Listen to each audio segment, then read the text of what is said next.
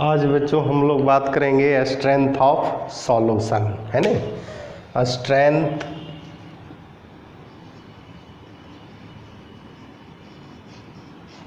Of solution कहता है कि जब दो सॉल्यूशन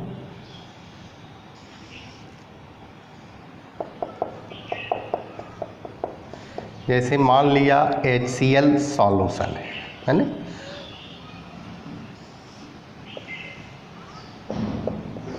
NaOH सॉल्यूशन है। ये हो गया बच्चों सॉल्यूशन फर्स्ट, सॉल्यूशन सेकेंड। कहता है कि जब दो सॉल्यूशन कंप्लीटली एक दूसरे से रिएक्ट करता है ना, तो इसका जो है वॉल्यूम नॉर्मलिटी, मान लिया सॉल्यूशन वन का V1N1 कर लेते हैं, सॉल्यूशन सेकेंड का V2N2 कर लेते हैं। तो कहता है कि जब दो सॉल्यूशन कंप्लीटली एक दूसरे से रिएक्ट करता है तो उसका वॉल्यूम और नॉर्मलिटी हमेशा इक्वल होता है, यानी V1N1 इजकल टू V2N2। यही इसका बच्चों फॉर्मूला हुआ है ना। तो यहाँ हम लोग लिख लेते हैं if two solution reacts completely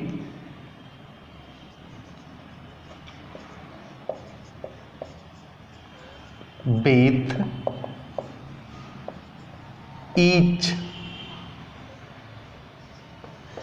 each other, then product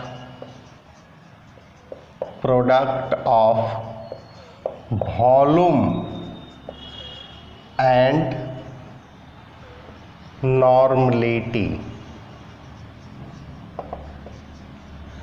of both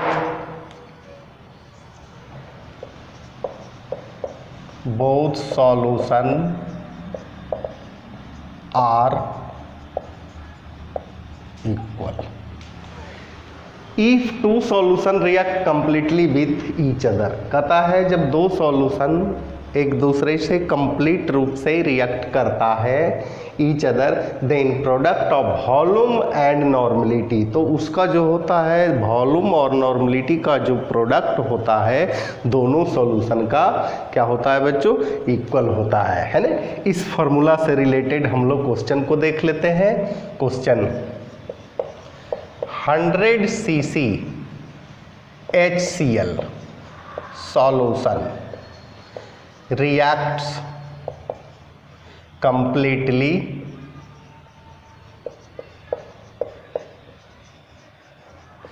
with 50 cc N/2NaOH solution। calculate the normality of solution। यहाँ बच्चों कहता है कि 100 cc HCl है ना, ये रिएक्ट करता है 50 cc N/2NaOH सॉल्यूशन, यानी इसका हो गया V1N1 और इसका क्या हो गया V2N2 है ना।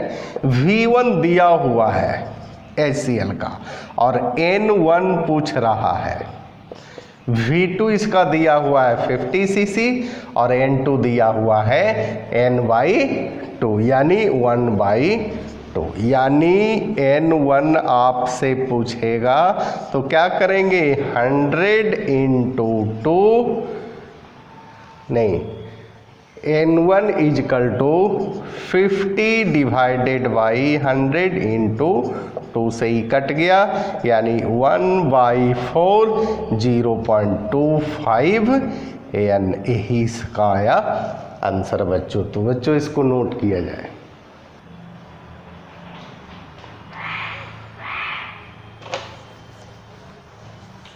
अब बच्चों हम लोग देखेंगे मिक्सचर ऑफ एसिड और बेस बोथ। इसमें जो मिक्सचर बनेगा बच्चों एसिड भी होगा और बेस भी होगा। जैसे मान लिया इसमें जो है एसिड है ना, एसिड, इसको मान लेते हैं V1N1। ए जो है बेस है, इसको कर लेते हैं V2N2। और ए जो है ए मिक्सचर का क्या है बच्चों, VMNM रिजल्टेंट है ना, रिजल्टेंट।